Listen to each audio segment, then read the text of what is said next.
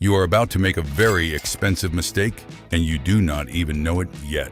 15 motorcycles are sitting at the bottom of their depreciation curves right now, ignored, undervalued, and criminally cheap.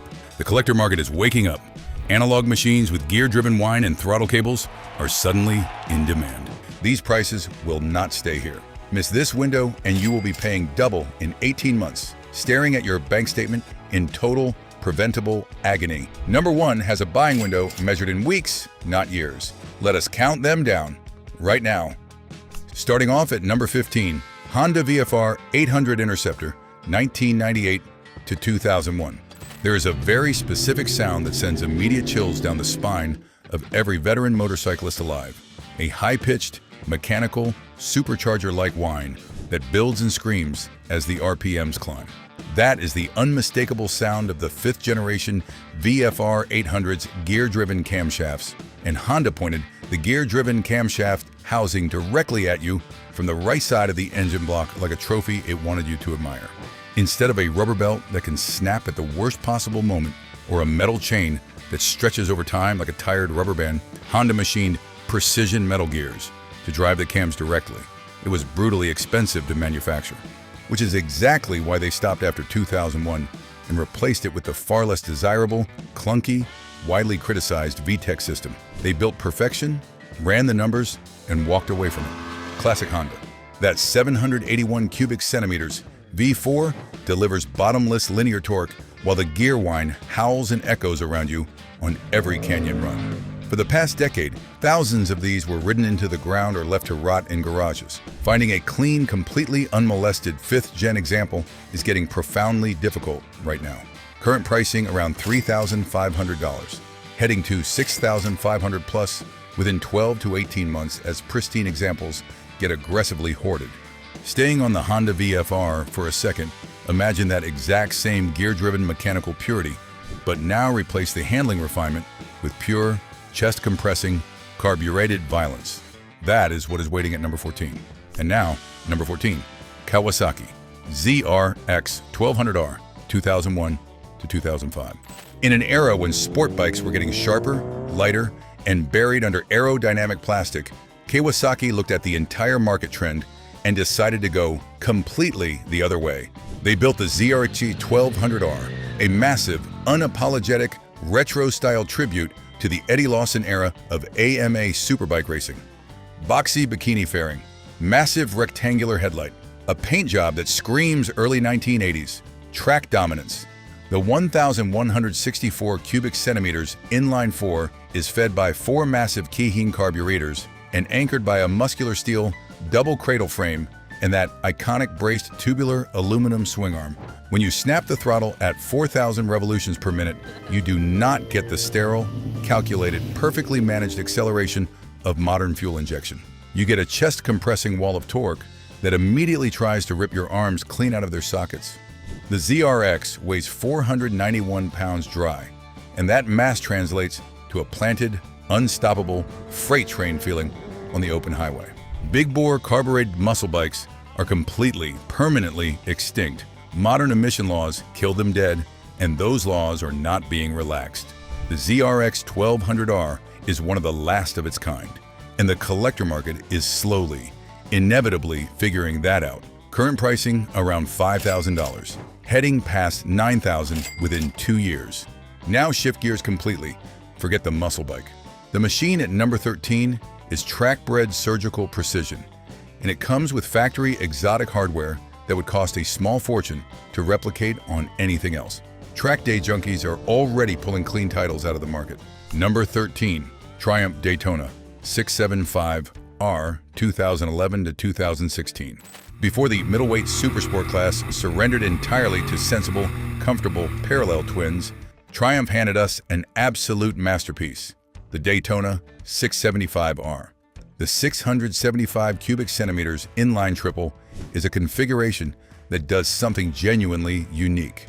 It combines the low-end grunt of a twin with the screaming top-end rush of an inline 4, wrapped in a raspy howl that sounds like a jet turbine tearing open the sky at 14,000 revolutions per minute. You cannot replicate that sound with anything currently sold new. Go ahead and try.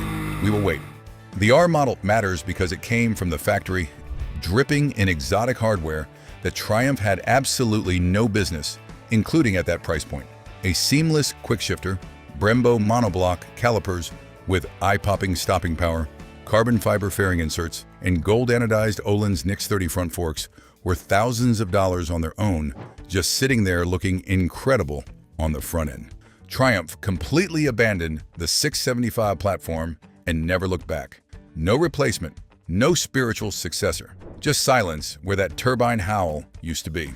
Track day enthusiasts are already hoarding these into private collections. Current pricing around $7,500, heading past $11,000 within 12 months. And the window is active and closing. Smash that subscribe button right now. Every week we deliver unvarnished mechanical truth that dealerships and auction houses do not want you to find before they do. Now here is where things get genuinely interesting. Number 12 is a motorcycle that was built to beat Ducati, carried one catastrophic engineering flaw, and watched its value collapse as a result. 2 decades later, the surviving unmolested examples are becoming unicorns. Moving into number 12, Suzuki TL1000S, 1997 to 2001. In the late 90s, Ducati was dominating world superbike with V-Twin S, and the Japanese manufacturers completely panicked. Suzuki's answer was the TL1000S, a gorgeous, ferocious 996cc V-twin machine that looks like a bird of prey that has been very recently angered and given access to a gym. It failed in spectacular fashion because of one catastrophic engineering choice: the rotary rear damper, which Suzuki bolted directly next to the scorching hot rear exhaust header. Under aggressive riding, the damping fluid boiled, damping instantly vanished, and the bike would snap in two, terrifying tank slappers with zero warning. Suzuki was forced into a global recall to bolt a steering damper onto the front forks as emergency damage control. Prices collapsed. Squids bought them for cheap, stretched the swing arms, destroyed the plastics, and crashed them into things that were not moving. Here's the thing though. The 996 cubic centimeters V-twin engine underneath all that chaos is an absolute riot to ride. Torquey, aggressive, with a thunderous exhaust note that shakes the pavement under your boots.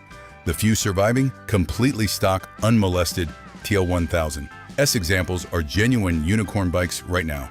Most were destroyed. The clean ones are disappearing into collections.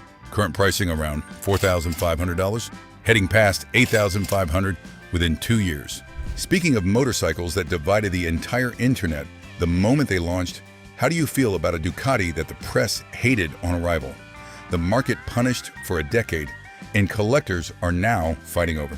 Because that is exactly what is sitting at number 11. Number 11, Ducati 999R 2003 to 2005. When Ducati unveiled the 999 to replace the legendary 916, the motorcycle community practically rioted in the streets. Designer Pierre Terblanche threw out the iconic dual horizontal headlights and replaced them with bizarre vertically stacked projectors that looked like the front of an angry fish. Sales tanked. Purists wept. Op-eds were written. Ducati forums descended into chaos. Here's the truth that collectors are now forced to accept. The 999 was dynamically superior to the 916 in every measurable way. Better ergonomics, stiffer chassis, more reliable electronics, simply better in every dimension that matters on a road or a racetrack. But forget the standard models. The true holy grail of the entire 999 lineup is the 999R, a rare homologation special built specifically to qualify for World Superbike racing. 150 horsepower from a specially prepared Testa engine, carbon fiber bodywork straight from the factory, and sandcast engine cases that give the machine a one-of-a-kind texture you can feel with your hand. They were not mass-produced. They were hand-built in very small numbers. The controversial styling has aged into something exotic, daring, and completely unapologetic. Current pricing around $11,000 for clean R examples, heading past $17,000 within 6 months. Already moving from Italian hand-built exotica to a German machine that rewrote the rules of the entire superbike class overnight. Number 10 is the bike that launched with bizarre asymmetrical headlights and somehow aged into an icon because of them. Up next is number 10, BMW S1000 RR first generation, 2009 to 2011. Prior to 2009, BMW was known exclusively for making comfortable, unoffensive adventure bikes for middle-aged professionals to slowly ride to Alaska. Sensible machines. Machines that would never scare anybody. Then they dropped the S1000RR, and the entire superbike world was changed completely overnight. 193 horsepower from a screaming inline-4 that absolutely decimated the Japanese competition in every performance metric. But raw power was not the main story. The Generation 1 S1000RR introduced race-derived traction control and lean angle-sensitive ABS to production motorcycles in a way that actually worked. Picture exiting a racetrack corner, grabbing a massive handful of throttle, and instead of high-siding to the moon, the BMW's computer cuts spark for a millisecond, keeps the rear tire hooked up, and launches you down the straightaway like a guided missile. The Generation 1 styling is completely iconic and completely irreplaceable. Bizarre asymmetrical headlights, one round, one sharp, and shark gill fairings on the right side to extract massive engine heat. Newer S1000RRs are faster. They also look like every other modern superbike and have lost the gloriously weird asymmetrical identity that made the original unforgettable. Current pricing around $8,500. Heading past $13,000 within 18 months for pristine, original condition examples. We are halfway through and things are only getting more valuable from here. Hit that like button right now. It tells the algorithm to push this toward every rider who needs to see it before the window closes. What if you want something that is less racetrack weapon and more full commitment drag strip party trick? Number 9 has a mechanical system inside it that should be illegal, and it is so entertaining that people forget entirely that the handling is genuinely terrifying. Going into number 9, Yamaha V-Max 1200, 1985 to 2007. The Yamaha V-Max is a motorcycle built entirely around one single terrifying party trick, the V-Boost. A 1,198 cubic centimeters D4 cruiser that looks like it was personally designed by a comic book villain who had very strong opinions about excess. Famously, terrible brakes. A flexible tubular chassis that wiggles at high speeds. Suspension that feels like it was manufactured from wet noodles. Nobody buys a V-Max to turn. That is simply not what this machine is, and it has never pretended otherwise. The V-Boost system is a servo-controlled butterfly valve in the intake manifold between the front and rear cylinders. When the tachometer hits 6,000 RPM, the valve snaps open, allowing each cylinder to simultaneously pull from 2 carburetors at once. The result is an explosive, genuinely terrifying surge of power that overwhelms the skinny rear tire while the rider hangs on for absolute dear life and questions every decision that led to this exact moment. Finding an original V-Max not crashed, modified with an extended swing arm, or rotting in a shed since 2003 is a massive challenge. Current pricing around $4,000, heading past $8,000 within 2 to 3 years before they disappear completely. Staying in the realm of deliberately excessive machines, number 8 is Austrian, terrifyingly powerful, and the company that built it publicly admitted it was too dangerous to ever build again.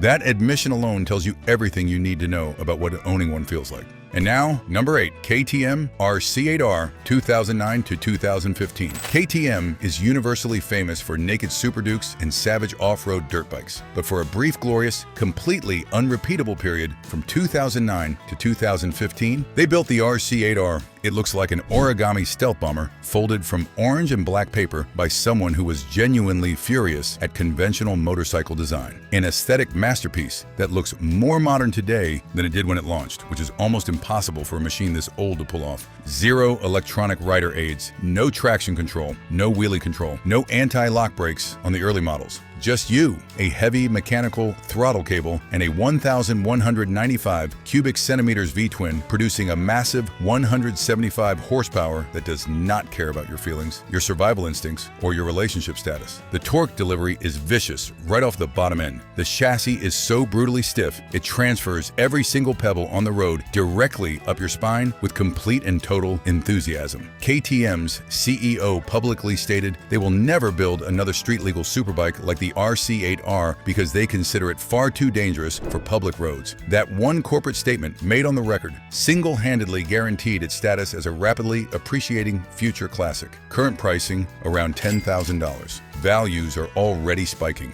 heading past $16,000 within 12 months. This one is not waiting for anyone. From Austrian aggression to Japanese perfection, number 7 was once the fastest production motorcycle on Earth. The Hayabusa stole that title, the press moved on, and the Blackbird has been quietly waiting for 25 years to be recognized for what it actually is. Number 7, Honda CBR1100XX Super Blackbird, 1997 to 2007. Before Suzuki unleashed the bulbous, aggressive Hayabusa on the world, the Honda Super Blackbird held the undisputed title of fastest production motorcycle on Earth. Named after the legendary SR-71 spy plane, the fastest air-breathing aircraft ever built by human hands, Honda meticulously engineered this machine to exceed 178 miles per hour in absolute unhurried comfort. The 1,137 cubic centimeters in line. 4 uses dual gear-driven counterbalancers, making it so impossibly smooth you could balance a coin on the gas tank at idle. Picture cruising at 100 miles per hour, the engine barely breaking a sweat, the sharply raked fairing cutting through the air like a surgical knife, the rider in complete, relaxed comfort. It is a better real-world sport tourer than the Hayabusa in almost every metric that matters outside of a quarter-mile timing slip. Because the Hayabusa stole all the headlines in 1999, the Blackbird quietly depreciated into the absolute basement of the used market and stayed there for 25 years. That oversight is now being corrected. Current pricing around $4,500, heading past $7,500 within 2 years as low-mileage, pristine examples become aggressively pursued. We are in the top 6 now, and every single bike from here is already climbing in value. Subscribe immediately so you never miss a market opportunity like this again. We track these windows every single week. Right. Number 6 is the one that nobody believes until they actually look it up. A full Italian factory, superbike built by a company that makes aircraft engines, currently priced like a used Honda Civic. Here's exactly why that is insane and why it will not last. Number 6, Aprilia RSV Mille, 1999 to 2003. The Aprilia RSV Mille is the best kept secret in the entire used motorcycle market right now. For the price of a heavily abused, neglected Ninja 400 beginner bike, you can buy a massive 1,000 cubic centimeters Italian factory superbike that was built and raced to go toe-to-toe with the legendary Ducati 998 on actual world superbike circuits. Let that sink in for a moment. The 998 cubic centimeters 60-degree V-twin is built by Rotax of Austria, the same company that powers Formula racing cars and military aircraft engines. Indestructible, thunderous linear torque from 3,000 revolutions per minute all the way to the 11,000 revolutions per minute red line without a single flat spot. The famously beautiful banana swing arm on the R model, full Olin suspension. The whole package costs 4-figure money right now, and it absolutely should not. The only reason this motorcycle is criminally undervalued is that most buyers see Aprilia and immediately assume fragility and impossible maintenance. They are completely, demonstrably wrong about this specific machine. The Rotax engine laughs at high mileage and has been doing so for decades. Current pricing around $3,500. Heading past $7,000 within 18 months as the secret gets out completely and the last clean examples disappear. From obscure Italian masterpiece to absolute wolf in sheep's clothing, the machine at number 5 looks like it was built for someone who works in accounts payable. What it actually contains will make your jaw drop the moment you look up the dyno sheet. Up next is number 5, Yamaha FZ1 first generation, 2001 to 2005. The Gen 1 FZ1 is the ultimate wolf in sheep's clothing in motorcycle history. It has a half fairing, a plush, deeply padded seat, the visual energy of a responsible adult who changes their oil on schedule and files their taxes early. Yamaha took the legendary 20-valve 998cc inline-4 straight out of the YZF-R1, barely detuned it, and dropped it into a comfortable upright tubular steel cradle frame. They dressed a superbike engine in commuter clothing and sold it to people who wanted to spare their backs. Grab a handful of throttle in first or second gear,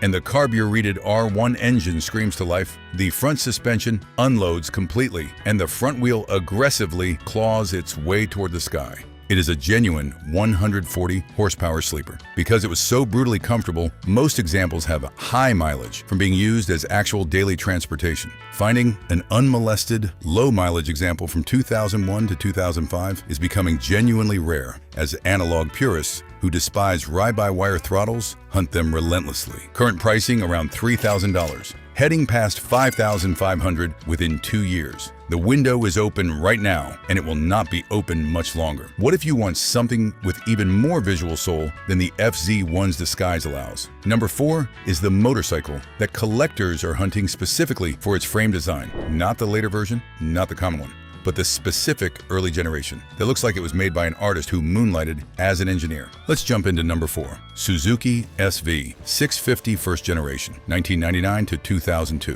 While angular fuel-injected second-generation SV650s are everywhere, collectors are hunting specifically for the first-generation models from 1999 to 2002. The stunning rounded aluminum truss frame looks organic and genuinely premium, directly mimicking expensive Ducatis of the same era at a fraction of the cost. Fed by carburetors, rawer, punchier delivery off the bottom end. The whole package just looks and feels different from the later generation in a way that is immediately obvious to anyone who has ridden both. Because these bikes were cheap and handled absurdly well, roughly 90% were turned into track bikes, drilled for safety wire, or crashed by beginners with no business being on them. An original UN-crashed first-gen SV in clean, unmodified condition is genuinely rare. Current pricing around $2,500. Heading to $5,000 within 12 to 18 months as the clean examples vanish completely. The first-gen SV is a collector object hiding in plain sight on used classifieds. Number 3, though, is in a completely different category because the company that built it no longer exists. And that fact alone means every surviving example is irreplaceable.